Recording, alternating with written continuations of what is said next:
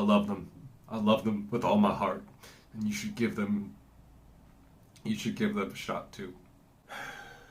I didn't want to have to make this video. It's not really something that anyone wants to have to talk about. But I'm just kidding, I really wanted to make this video, so we're making the video talking about incline dumbbell curls and the travesty that is natural hypertrophy. He's been talking mad shit recently. Man, at some point, you just gotta lay down the line. He's been making tier lists of his opinion, which is like, what's up with that? So today we're going to be talking about why, not necessarily that he's wrong, but why I disagree and why it is one of my better biceps movements. And once I started including this, my gains definitely exploded.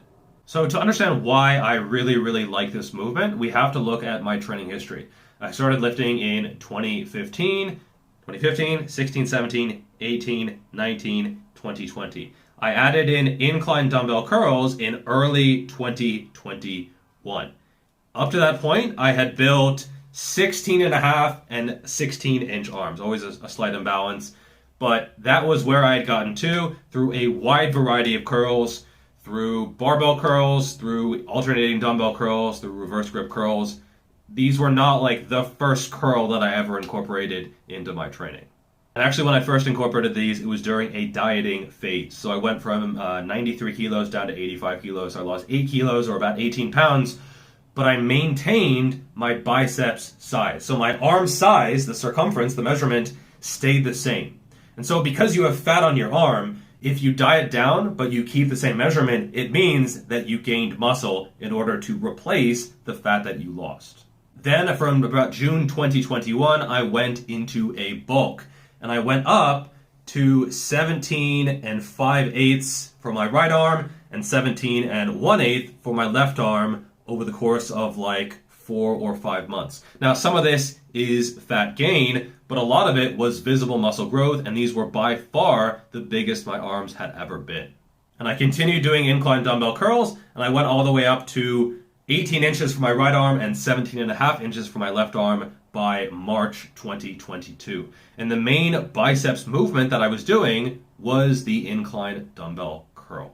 Now there were a few other movements that I was doing, occasionally reverse grip curls, hammer curls, occasionally barbell curls, but overall, I would say about half of my volume for direct biceps work was the incline dumbbell curl. And so it's hard not to associate the growth with that movement, especially when these other movements I had been doing for 5 or 6 years already. Now another confounding factor is that the arm measurement is also triceps, and I had been doing overhead triceps work as well, and so part of the growth was definitely triceps, also considering the fact that the triceps are overall bigger than the biceps, but the biceps growth was visible, and because this was the only movement that I had added into my training, I would say this is a pretty clear correlation. It's not like this was the first curl that I stumbled across. No, this is probably like the 12th curl or the 15th curl or something like that. If you've only done one curl in your life, I mean, this is like marrying your high school sweetheart. Like, congratulations, you only get to try one person for the rest of your life. No, I am a curl connoisseur, okay? I know my curls, and this is probably my favorite at the moment for a bunch of good reasons. First, it's a dumbbell movement, okay? So you can do whatever you want. You can rotate, you can have your way with them.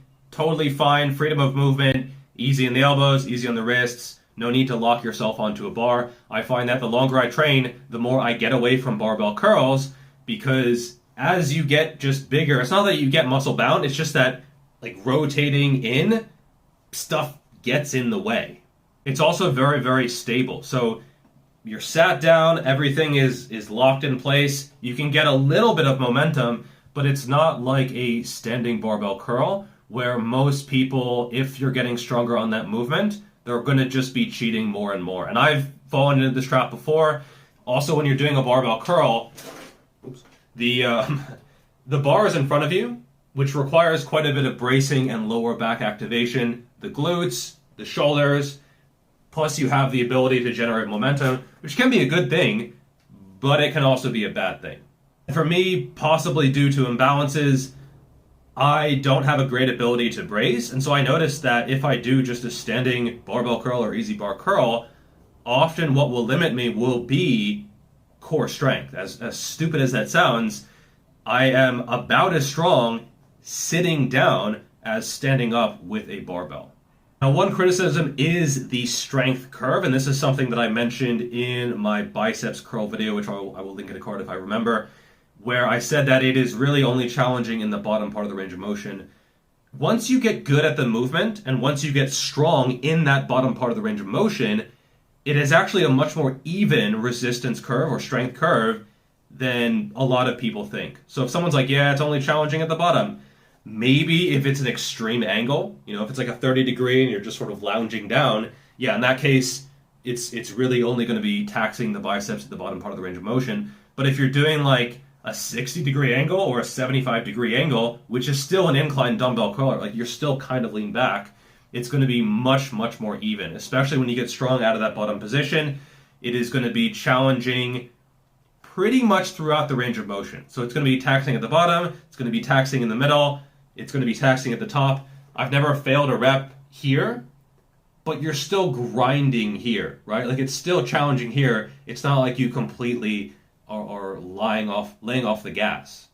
What? English, motherfucker! Do you speak it? Yes! Another idea is the fact that it's not as grindable. And I used to think this is the case because a lot of people, the movement goes up a little bit, then they fail.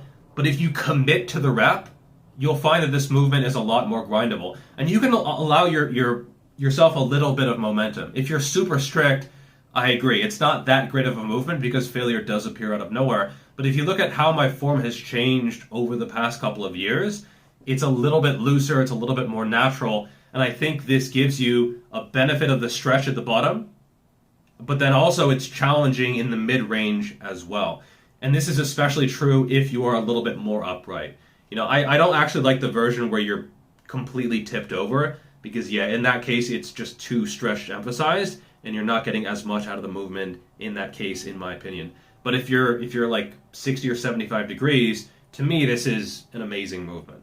And I think this was actually the favorite biceps movement of Steve Reeves, who had 18.5-inch arms. I'm still working towards that. But he used to kick the dumbbells up with his knees if he was going to fail a rep, right? So if he sensed that, it's going to stall out, he would just bump them up and then add in some eccentrics. And I think this can also be very, very effective for stimulating new growth. Another criticism that natural hypertrophy made was that it is difficult to progress.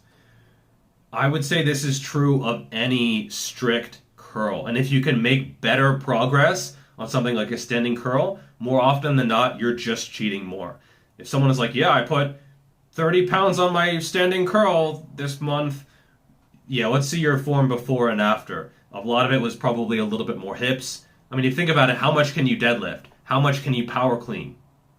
A whole bunch, right? And so the hips are so strong and so powerful that adding just like 10 or 20% of your hip potential power into the movement, you're going to get a whole bunch of progress, but that's not real progress. And saying that the movement is stubborn, when you're advanced, basically everything is stubborn, and especially on these smaller movements. I mean, how many people are adding 5 pounds per month to their cable lateral raises? I mean, it's unsustainable because that's such a high percentage of the weight. For me, I might put on 5 pounds in a year, maybe 10 pounds in a year onto my incline dumbbell curl, but relatively speaking, that's a pretty high percentage. And you can still get pretty strong at this movement if you give it an honest shot. I see a lot of people where they're like, man, I can only use 10 pounds. At first, maybe, just because you're getting used to that sensation and the stretch, and there might be some neurological factors as well, but you can get pretty strong. Like I've done the 20s for a set of 12, 22.5s for a set of 10, and the 25s for a set of 6. And that doesn't sound that impressive until you realize it's in kilos. And so it's like 45, 50, 55 pounds per hand. And Steve Reeves was apparently using 70 pounds, right? So I've got, some work to do. But the idea that this is just like a super isolation movement where you have to be ultra strict and you can only use the pink dumbbells and you focus on the sensation and the stretch, I think that's where people get the movement wrong.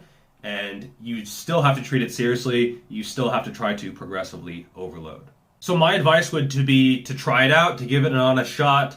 I didn't like how they felt at first. At first, they did not feel good, right? Because it's a position that you're just not used to. And sometimes when you try a new position, you're like, I don't know, I just want to go back to the basics, what is comfortable, right? But, you try it out a little bit, and then you're like, this feels a little bit better. And then, things start to loosen up, and it feels even better. And so it's a movement that I am happy I gave an honest shot, and it'll be a fixture in my program in the long term. Now, in terms of angle, you probably want to start fairly high. So you can start with incline bench and just have it be tilted back, 15 degrees or something, and see how that feels. Tilt it back a little bit more, see how that feels. You don't have to go right to, a 30-degree bench where you're all the way tilted back. I think in that case, a lot of natural hypertrophy's criticisms make a lot of sense because, you're kind of shortchanging yourself in a lot of the range of motion by focusing too much on the stretch. So I would say for most people, 60 to 75 degrees is going to be best. Some people might say that 75 degrees is not an incline dumbbell curl, it's just a seated dumbbell curl. I write it down as an incline dumbbell curl. I guess it's a question of semantics at that point. One thing you will notice here is these are actually incline curls. So my arm is shifted back across my body. Since the biceps are also a shoulder flexor, although a weak one, and they do attach at the shoulder, when your arm is behind your body like this and you do an incline curl, it creates more tension at the bottom range, and it puts the bicep in a more stretched position. And if you haven't done incline curls before and you're just used to doing, say, preacher curls, you'll probably notice more soreness than normal because you're training at a longer muscle length. Here's the real kicker. Muscles seem to grow even better when they produce maximum internal per fiber force at a stretched position. Stretch plus tension seems to cause more growth than just tension without a stretch. So interestingly enough, going and using the 40-pound dumbbell all the way from a stretch, all the way either for a full range of motion or even just the bottom position, probably grows just as much muscle, at least just as much and probably more than using the 80 in the range of motion and leverage through which you can actually lift the 80.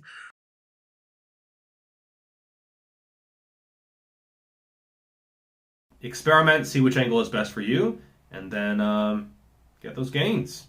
Also, in terms of forward elbow travel, you might get this kind of action going on, but shoulder flexion is one of the functions of the biceps. So I see this as a complete non-issue, and sometimes the same people criticizing this are the same ones who are using their hips, and as far as I know, hip extension is not a function of the biceps.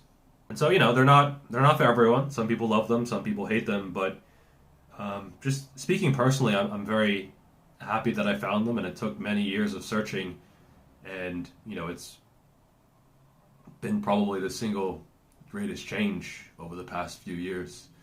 I'm sorry. It's just such a beautiful movement, man. Wonderful. I love them. I love them with all my heart, and you should give them a shot too. All right, bye. Peace.